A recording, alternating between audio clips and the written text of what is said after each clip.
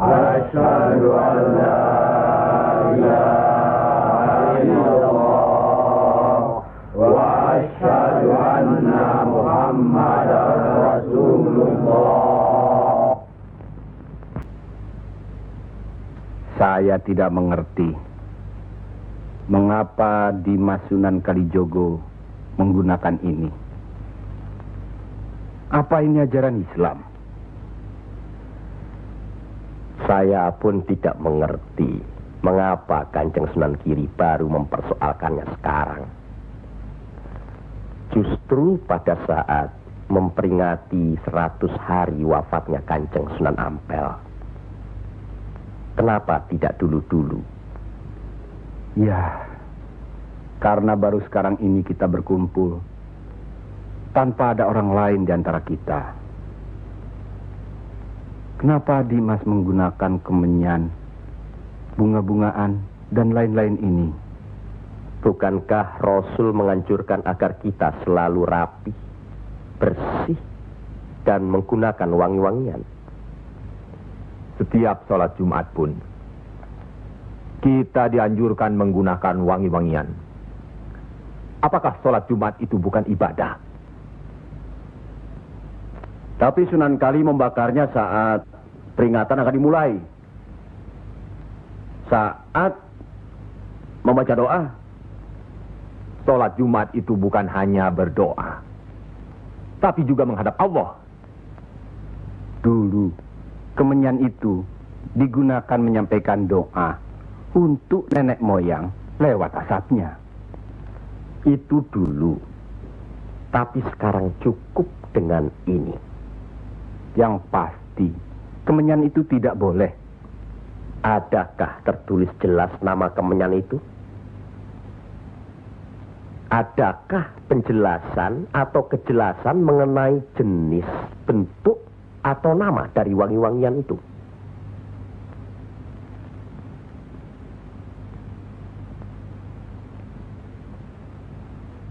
Kalau orang Jawa menganggap kemenyan, setangki, bunga-bungaan itu wangi, apa salahnya kalau mereka menggunakan? Tapi Sunan Kali kan bisa melarangnya. Untuk apa melarangnya? Untuk apa kalau cuma membuat mereka tersinggung dan kemudian kita tidak berhasil mengislamkan mereka? Memang Sunan Kali lah yang selalu lain cara pendekatannya kepada rakyat.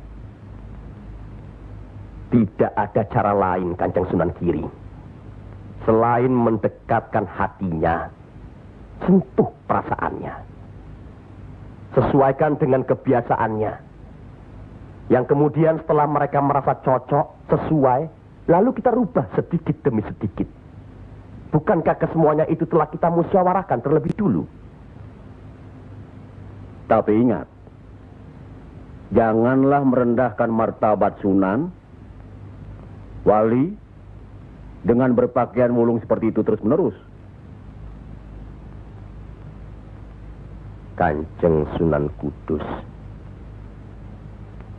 kita punya budaya sendiri. Gunakanlah itu. Dengan begini saya bisa mendekatkan diri, bergaul dengan mereka. Tidak ada jarak antara kita dengan mereka. Ada sambung rasa. Lagi pula iman Islam seseorang bukan terletak di pakaian, tapi di sini. Yang penting bersih, aurat tertutup.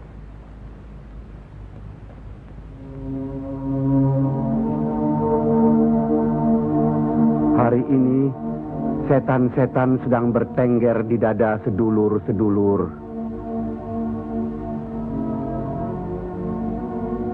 Lupa akan firman Allah. Kalau ada perselisihan di antara kita umat muslim, kembalilah pada Al-Quran. Kenapa sedulur-sedulur lupa? Kenapa?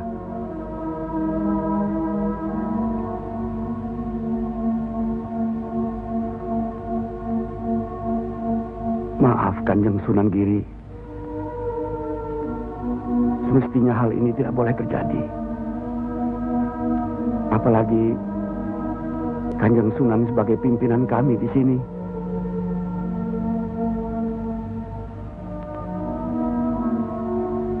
Kita harus ingat akan bahaya Islam yang berpusat di Pengging, yang perkembangannya begitu cepat, penyebarannya dan cara mengajarnya yang berbeda dengan kita. Apakah kita tidak merasa curiga sama sekali terhadap Syekh Siti Jenar alias Syekh Lemah Abang itu? Maaf, Kanjeng Sunan Bonang. Tidaklah baik berprasangka buruk terhadap orang. Itu pun termasuk dihinggapi setan. Astagfirullahaladzim. Soal Syekh Siti Jenar, saya telah menyaksikan anak buahnya berceramah. Anak buahnya bukan berarti Syekh Siti Jenar. Apakah Sunan Kali benarkan cara Syekh Siti Jenar yang musyrik itu? Bid'ah? Murtad? Wallahu alam. Saya belum pernah menyaksikan dengan mata kepala saya sendiri. Menurut Imam Ghazali, melihat lebih baik daripada mendengar. Saya rasa benar Kanjeng Sunan Bonang. Hari ini setan-setan sedang bertengger di dada kita. Maafkan saya, Kanjeng. Sama-sama, Kanjeng. Maafkan saya. Maafkan sama-sama. Maafkan. Maafkan saya, Sunan. Kanjeng Sunan Bonang. Sama-sama. Sunan Muria. Maafkan.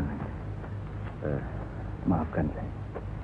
Maafkan Kanjeng Sunan Kali. Alhamdulillah. Maafkan Kanjeng Sunan Kudus. Maafkan saya.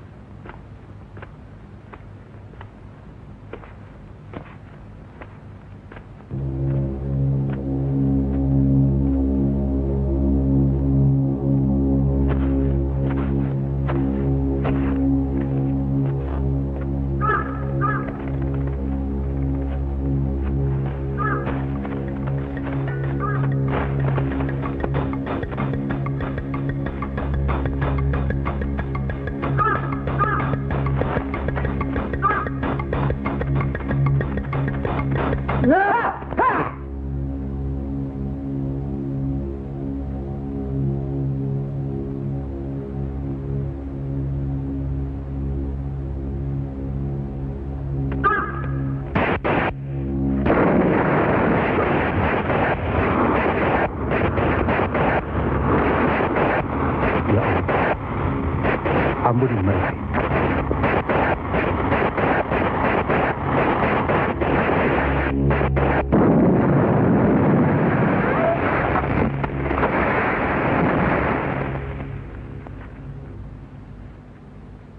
Tarik nafas.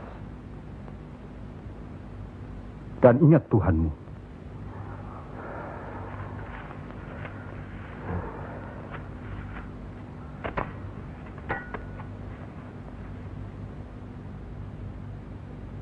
Jangan memelihara perasaan tidak baik di dirimu.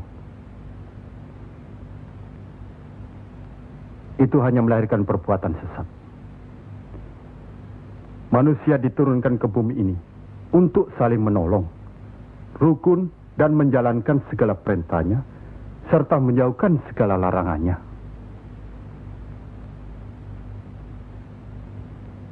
Bukan untuk bermusuhan, saling menjatuhkan, fitnah, atau perbuatan-perbuatan lain yang menyesatkan kita. Maafkan kami, Kanjeng Syekh. Karena Allah mau memaafkan umatnya, maka aku mau memaafkan sedulur-sedulur.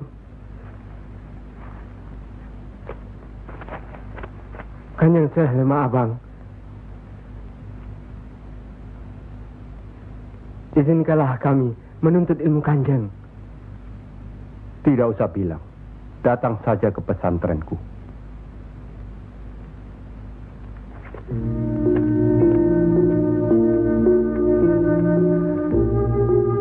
Kalau menuntut ilmu di sini, jangan terlalu cepat membicarakan atau mempertanyakan kedudukan Tuhan.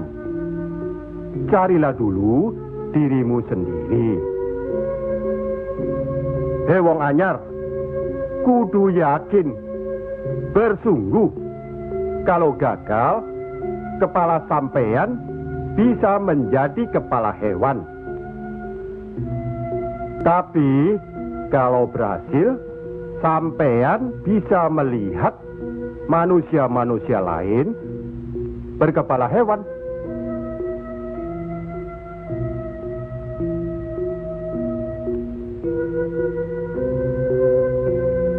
Monggo Ki Ageng. Di dalam Al-Quran, Allah berjanji, mintalah apa yang kau mau, niscaya akan kuberi. Benarkah itu Kanjeng Syekh? Allah tidak pernah mungkir janji. Kalau minta memindahkan kerajaan Mojopahit ke Pengging, Mintalah, ingat, berdoa dan berusaha. Percayalah, suatu saat nanti, tetesan darah Mojopahit juga akan menguasai tanah Jawa ini. Kendati pun Ki Ageng Pengging sendiri itu tidak dapat menikmatinya. Paling kurang, turunan Ki Ageng nanti akan mendapat giliran. Saya akan bantu.